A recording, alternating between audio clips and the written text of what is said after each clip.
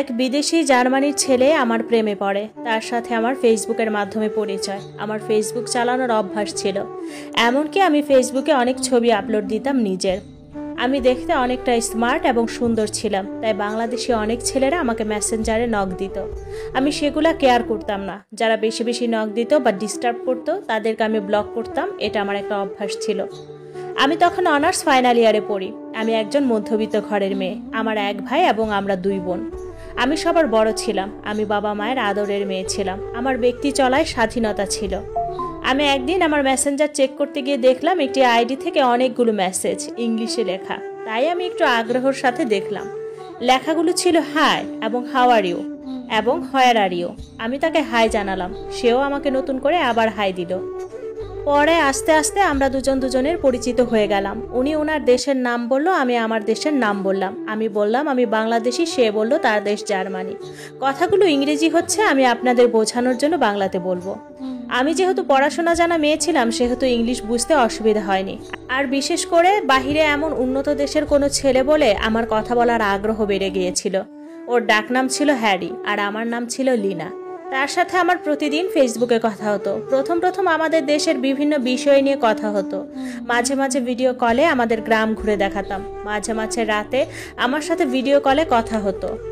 প্রথম প্রথম ও আমাকে কল দিত, আমি ওর ফোনের জন্য অপেক্ষা করতাম। কেননা জার্মানির সাথে আমাদের টাইম দিন রাত তফাৎ ছিল, তাই ওর সাথে বেশিরভাগ সময় আমার রাতে কথা হতো। একটা সময় আমাদের মধ্যে বন্ধুত্ব হয়ে যায়। আর একটা কথা, আমি ওকে নক দিতাম বেশি, কেননা ভাবতাম বিদেশি ছেলের সাথে কথা অন্যরকম ফিলিংস ছিল। এই ঘটনা আমি আমার এক ঘনিষ্ঠ বান্ধবীর সাথে শেয়ার করেছি, আর কারোর সাথে বলিনি। একদিন আমার জন্মদিনের সময়, তখন আমি আমার কলেজে জন্মদিন পালন করেছি। অনেক বান্ধবীরা অনেক কিছু গিফট করছে।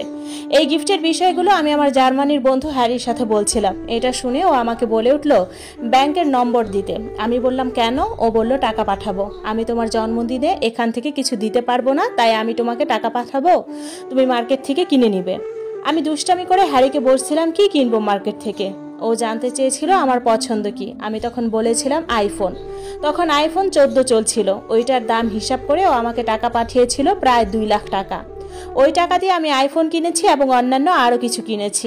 এগুলোর বিষয়ে মায়ের সাথে শেয়ার করেছি যে এক বিদেশি জার্মানি ছেলের সাথে আমার বন্ধুত্ব হয়েছে, সে আমাকে এগুলো গিফট করছে। আমার মা শুনে বেশ খুশি হয়েছে। বলেন এত টাকার গিফট দিলে কি খুশি হয় না? আমার বাবা জানার পর এটা ভালোভাবে মেনে নেয়নি। যাই হোক, বিশ্বাস করবেন তারপর থেকে আমার এক ধরনের লোভ কাজ করছিল। তাই এই গিফট পাওয়ার পর থেকে আমার ওর প্রতি আরও আগ্রহ বেড়ে গেল। বলা যায় আমি ওকে পছন্দ করা শুরু করলাম। আমি একদিন ভিডিও কলে ওর সাথে কথা বলছিলাম, তখন রাত 2টা। আমি যেহেতু ওকে মনে মনে পছন্দ করা শুরু করেছি, তাই ওকে কিভাবে আমার প্রতি আরও আকৃষ্ট করা যায়, এই জন্য ওই দিন ভিডিও কলে আমি ওড়না ছাড়াই ভিডিও কলে কথা বলেছি ওর সাথে।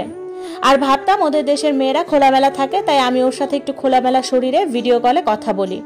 সেদিন ও আমাকে এরকম খোলামেলা দেখে ওয়াও নাইস এগুলো বলছে। এগুলো শুনে আমি একটু লজ্জা বোধ করলাম। তারপর থেকে এখন ও আগের তুলনায় আমাকে বেশি বেশি ভিডিও কল দেয়। আমি এরকম কল পেয়ে বুঝতে পারছি ও আমার প্রতি আকৃষ্ট হচ্ছে, আর আমি এটাই চাইছিলাম। এখন আমরা দুজন আগের থেকে অনেক ক্লোজ, তাই অনেক কথাই শেয়ার করি, অনেক গোপন বিষয়ে কথা বলি, কিন্তু এখন পর্যন্ত ভিডিও কলে উল্টাপাল্টা কিছু হয়নি। একদিন হঠাৎ আমার মোবাইলে একটি মেসেজ আসলো, হ্যারি লিখছে I love you and I like you, আরও কিছু এরকম লিখে মেসেজ করছে। বিশ্বাস করবেন এটা দেখে আমি অবাক হয়েছি। আমি কিছু না ভেবেই আমি উত্তরে হ্যাঁ বলে দিছি।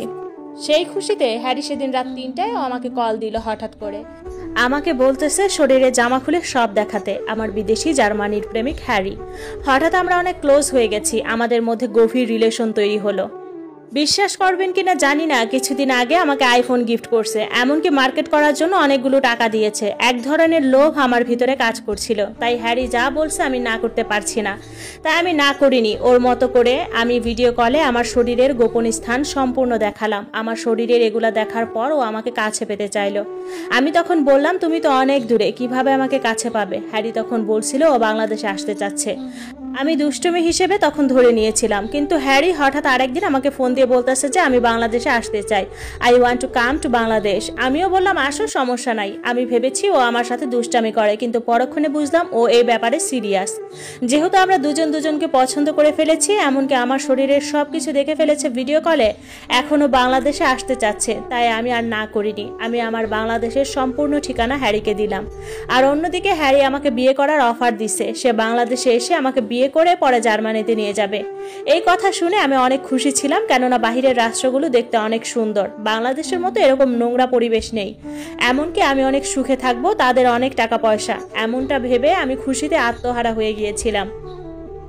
কিন্তু এই খুশিগুলো আমার বেশি দিন ছিল না। সামনে আস্তে আস্তে জানতে পারবেন আমার সাথে ভয়ঙ্কর এক ঘটনা ঘটেছে।